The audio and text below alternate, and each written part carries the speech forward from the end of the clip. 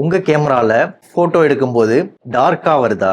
உடனே ஐஎஸ்ஓவை 6400 12800ன்னு இன்க்ரீஸ் பண்ணுறீங்களா? ஆனால் அந்த ஃபோட்டோவை ஜூம் பண்ணி பார்த்தா ஃபுல் கிரைன் ஃபுல் நாய்ஸ். அதுக்கப்புறம் எல்லாரும் சொல்கிற ஒரே டைலாக், சோனி கேமரா குவாலிட்டி சரியில்லை. உண்மையிலேயே கேமரா ப்ராப்ளமா இல்லை ஐஎஸ்ஓவை தவறாக யூஸ் பண்ணுறதா?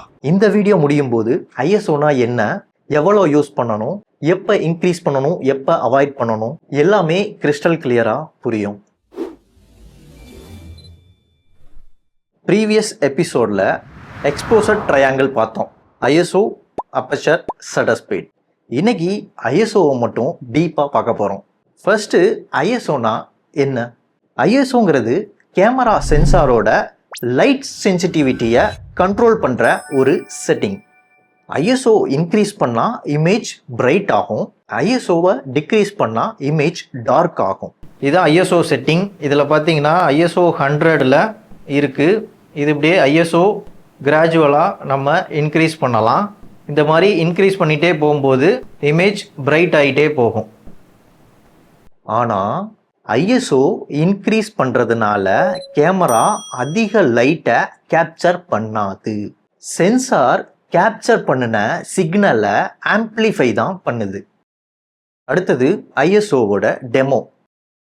ஐஎஸ்ஓ 100ல் ஃபோட்டோ இந்த அளவுக்கு டார்க்காக இருக்கும். ஐஎஸ்ஓ 400ல் இந்த அளவுக்கு இமேஜ் பிரைட்டாக வரும். ஐஎஸ்ஓ 800ல் இன்னும் பிரைட் ஆகும். 1200ல் இன்னும் பிரைட்டாக இருக்கும். 3200ல் பார்த்தீங்கன்னா ஓவர் எக்ஸ்போஸ் ஆகிருக்கு. 6400ல் ஓவர் எக்ஸ்போஸ்டு. 12800 கொண்டு போகிறோம்னா டோட்டலாக ப்ளீச் ஆயிரும் இமேஜை.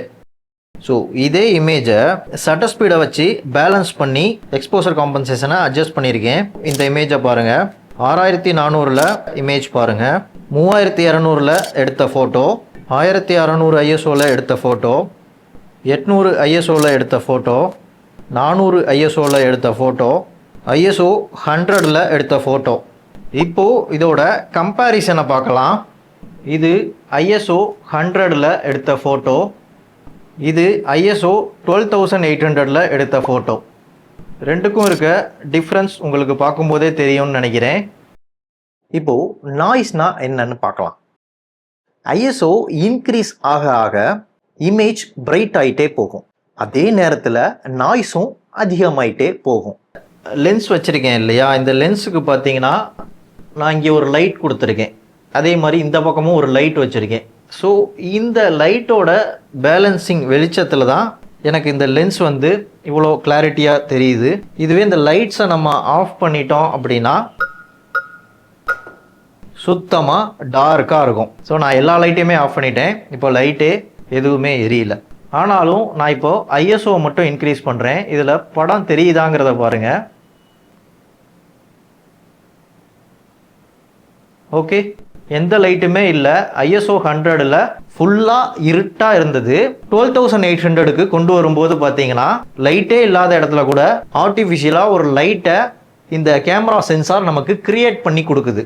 பட் இதில் நார்மலாகவே நமக்கு பார்க்கும்போது தெரியும் நாய்ஸ் எந்த அளவுக்கு இருக்குது அப்படிங்கிறது.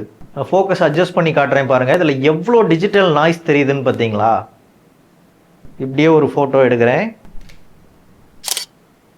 ஐஎஸ்ஓ 100ல் வச்சுட்டு நான் இதே லோ லைட்டில் லைட்டே இல்லாமல் ஃபோட்டோ எடுக்கணும். அதுக்கு என்ன பண்ணலான்னா ஐஎஸ்ஓ 100 வச்சுட்டேன். இப்போது ஷட்டர் ஸ்பீடை நான் கம்மி பண்ணுறேன். எவ்வளோ கம்மி பண்ணுனா இந்த மீட்டர் 0 ஆகுதுங்கிறத பார்ப்போம். 10 செகண்ட்ஸ் இந்த ஒரு ஃபோட்டோ எடுக்கிறேன் பாருங்கள். இது ஃபோட்டோ எடுத்துக்கிறதுக்கே 10 செகண்ட் டைம் எடுத்துக்கும். ஃபோட்டோ எடுத்துக்கிட்டு இருக்கு. ஓகே, ஃபோட்டோ எடுத்துருச்சு. இப்போ இது ரெண்டோட கம்பேரிசனை பார்ப்போம். ஐஎஸ்ஓ 100ல் எடுத்த ஃபோட்டோவை ஜூம் பண்ணுங்கள். இது எப்படி இருக்குன்னு பாருங்கள். ஐஎஸ்ஓ 12800ல் எடுத்த ஃபோட்டோவை ஜூம் பண்ணுவோம். இது எப்படி இருக்குன்னு பார்ப்போம். ஸோ டிஃப்ரென்ஸ் தெரியுதா உங்களுக்கு? ஸோ 12800ல் எடுத்த ஃபோட்டோ நல்ல நாய்ஸியாக இருக்குது. ஐஎஸ்ஓ 100ல் எந்த ஒரு ஆர்டிஃபிஷியல் லைட்டுமே கொடுக்காம எடுத்த ஃபோட்டோ கூட க்ளீனாக ஷார்ப்பாக இருக்குது. இப்போது ஒரு ரியல் லைஃப் எக்ஸாம்பிள் பார்க்கலாம். அவுட்டோர் டே லைட்டில் ஐஎஸ்ஓ 100 யூஸ் பண்ணிக்கலாம். இன்டோர்னு வரும்போது ஐஎஸ்ஓ 800 யூஸ் பண்ணிக்கலாம். இதுவே நைட் நேரத்தில் ஷூட் பண்ணுறோம் அப்படின்னா ஒரு 1600 3200 யூஸ் பண்ணிக்கலாம். ஒருவேளை உங்களுக்கு 3200க்கு மேலேயும் லைட் பத்தலை அப்படின்னா ஒரு எமர்ஜென்சி சுச்சுவேஷன்னா மட்டும் 6400க்கு மேலே கொண்டு போங்க. அதர்வைஸ் அது ரெக்கமெண்டட் கிடையாது. இப்போ பிக்கஸ்ட் பிகினர் மிஸ்டேக்ஸ்லாம் என்னங்கிறத பார்க்கலாம். பிகினர்ஸ்லாம் என்ன பண்ணுறாங்கன்னா, இமேஜ் டார்க்காக வருதுன்னா உடனே ஐஎஸ்ஓவை இன்க்ரீஸ் பண்ணிடுறாங்க. ஆக்சுவலாக நம்ம ஃபர்ஸ்ட் பார்க்க வேண்டியது அப்பச்சர், ரெண்டாவது பார்க்க வேண்டியது ஷட்டர் ஸ்பீடு. இரண்டுமே லிமிட்ல வந்த பிறகுதான் ஐஎஸ்ஓ. இப்போ சோனி A7 IV பாடியோட பெஸ்ட் ஐஎஸ்ஓ என்னங்கிறத பார்க்கலாம். சோனி A7 IV கேமரா அப்படிங்கிறது ஒரு ஃபுல் ஃப்ரேம் கேமரா. ஸோ சென்சாரோட சைஸ் வந்து பெருசாக இருக்கும். அதனால ஐஎஸ்ஓவோட பர்ஃபார்மன்ஸ் நார்மலாகவே இந்த கேமராவில் நல்லா தான் இருக்கும். நார்மலாக நீங்கள் ஃபோட்டோ எடுக்கிறீங்க அப்படின்னா ஐஎஸ்ஓ 100லேருந்து 800க்குள்ள யூஸ் பண்ணிக்கோங்க. அதுதான் ரெக்கமெண்டட். ஒருவேளை நான் சொன்ன மாதிரி இன்டோரில் ஷூட் பண்ணுறீங்க அப்படின்னா 800லேருந்து 1600க்குள்ள நம்ம ஷூட் பண்ணிக்கலாம். நைட்டில் ஷூட் பண்ணுறீங்கன்னா 1600லேருந்து 3200க்குள்ள வச்சு யூஸ் பண்ணுறீங்கன்னா உங்களோட இமேஜ் சேஃபாக இருக்கும், ரொம்ப நாய்ஸியாகவும் இருக்காது. எமர்ஜென்சி சுச்சுவேஷன்னா மட்டும் நான் சொன்ன மாதிரி 6400க்கு மேல கொண்டு போங்க, வேற வழியே இல்லைனா மட்டும். இப்போ ஒரு 4 குயிக் டிப் என்னங்கிறத பார்த்துருவோம். டிப் நம்பர் 1, முடிஞ்ச வரைக்கும் இருக்கிறதுலயே கம்மியான ஐஎஸ்ஓ யூஸ் பண்ண முடியுதாங்கிறத பார்த்து யூஸ் பண்ணுங்க.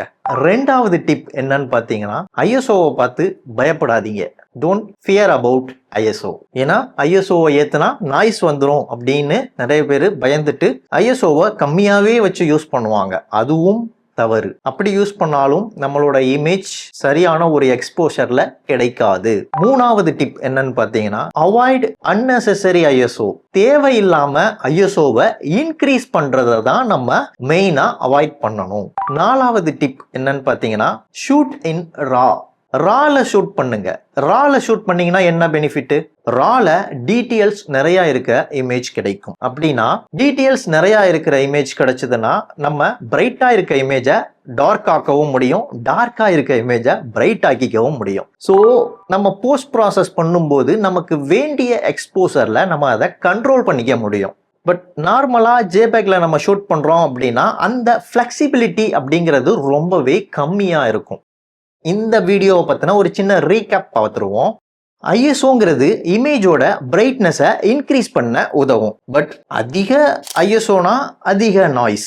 அதனால ஐஎஸ்ஓங்கிறது ஃபர்ஸ்ட் ஆப்ஷன் கிடையாது, அது ஒரு லாஸ்ட் ஆப்ஷன். ஸோ வீடியோவோட எண்டுக்கு வந்துட்டோம். இந்த வீடியோ யூஸ்ஃபுல்லாக இருந்தால் மறக்காம லைக் பண்ணுங்க. தமிழில் ஃபோட்டோகிராஃபியை கற்றுக்கணும்னா சப்ஸ்கிரைப் பண்ணிக்கோங்க. நெக்ஸ்ட் எபிசோடில் அப்பச்சரை ப்ராக்டிக்கல் எக்ஸாம்பிள்ஸோட பார்க்கலாம். ப்ரீவியஸ் எபிசோட் எக்ஸ்போசர் ட்ரையாங்கிள் இன்னும் நீங்கள் பார்க்கல அப்படின்னா இந்த வீடியோவை கிளிக் பண்ணி ஐஎஸ்ஓனா என்ன, அப்பச்சர்னா என்ன, ஷட்டர் ஸ்பீட்னா என்னங்கிற அந்த பேசிக் இன்ஃபர்மேஷனை தெரிஞ்சுக்கிட்டு இந்த வீடியோவிலேருந்து கண்டினியூ பண்ணுங்க. உங்களுக்கு ரொம்பவே யூஸ்ஃபுல்லாக இருக்கும்.